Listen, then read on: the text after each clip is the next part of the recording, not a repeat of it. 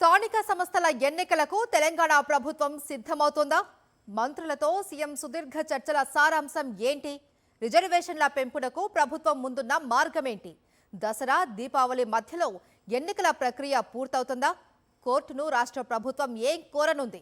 శనివారం ముఖ్యమంత్రి రేవంత్ రెడ్డి మంత్రులతో నిర్వహించిన సమీక్ష సమావేశంలో స్థానిక సంస్థల ఎన్నికలపై కీలక నిర్ణయం తీసుకున్నట్టు తెలుస్తోంది. తెలంగాణలో స్థానిక సంస్థల ఎన్నికల ప్రక్రియ డైలీ సీరియల్ను తలపిస్తోంది.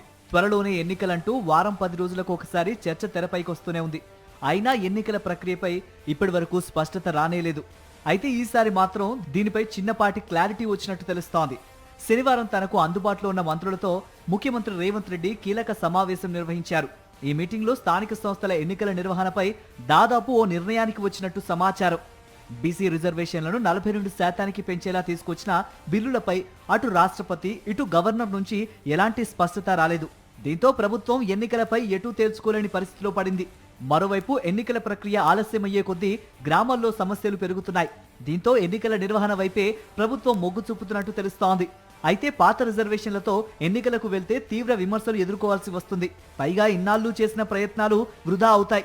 అందుకే స్పెషల్ జీవో ద్వారా రిజర్వేషన్లు అమలు చేసి ఎన్నికలకు వెళ్లాలని ముఖ్యమంత్రి నిర్ణయించినట్టు తెలుస్తోంది. దసరాకు 4 నుంచి 5 రోజుల ముందు ఈ ప్రత్యేక జీవో విడుదల చేయాలని భావిస్తున్నారట.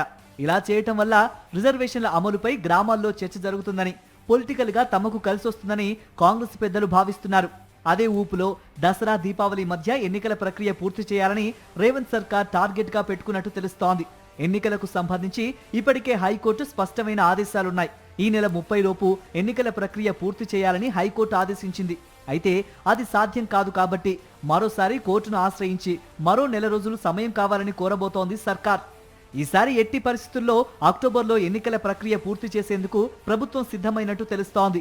మరో 3-4 రోజుల్లో మరోసారి అందుబాటులో ఉన్న మంత్రులతో సమావేశం నిర్వహించి పూర్తి స్థాయిలో అందరికీ ఆమోదయోగ్యమైన ఓ నిర్ణయం తీసుకోవాలని రేవంత్ రెడ్డి ఫిక్స్ అయ్యారు.